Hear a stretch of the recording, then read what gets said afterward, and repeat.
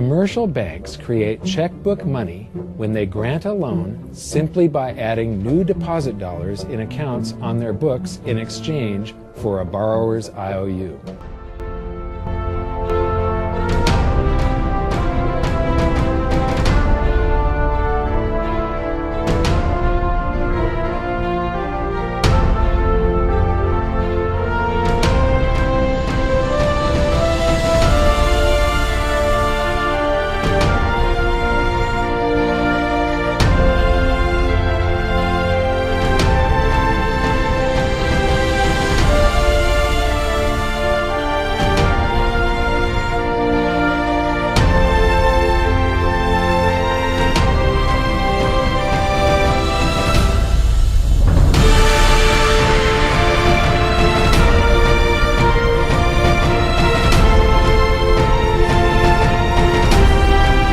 When you or I write a check, there must be sufficient funds in our account to cover that check.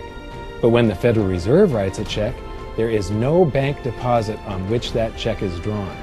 When the Federal Reserve writes a check, it is creating money.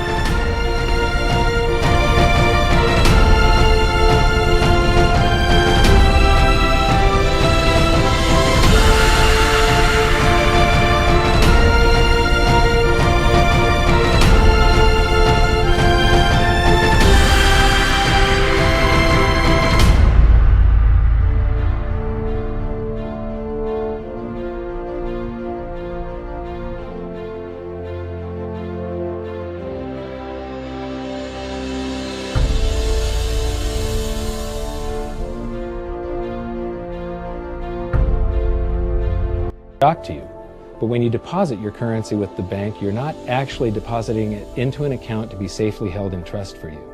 Instead, you're actually loaning the bank your currency, and within certain legal limits, they can do with it pretty much anything they please.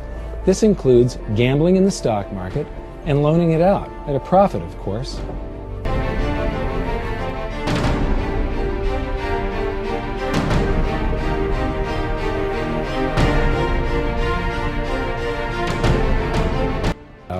To reserve only a fraction of your deposit and loan the rest out. Although reserve ratios may vary, I'm going to use a 10% reserve ratio as our example.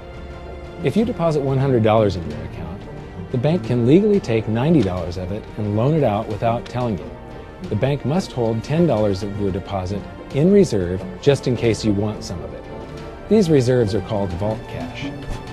But why does your bank account still say you have $100 if the bank has stolen $90 of it? Because the bank left IOUs it created, called bank credit, in its place. These are nothing but numbers that the banks type into their computers. And even though these bank credit IOU numbers are very different from base currency numbers, because they only exist in computers, they are still currency. So now there is $190 in existence. Now, the reason people take out loans from the banks is to buy something. They're going to buy a house or a car or something like that.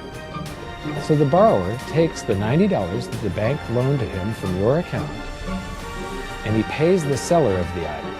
But then the seller deposits that currency into his account, and his bank loans out 90% of that and leaves bank credit numbers in its place. So now there's $271 in existence. This process repeats and repeats until under a 10% reserve ratio, an initial deposit of just $100 can create up to $1,000 of bank credit, all backed by $100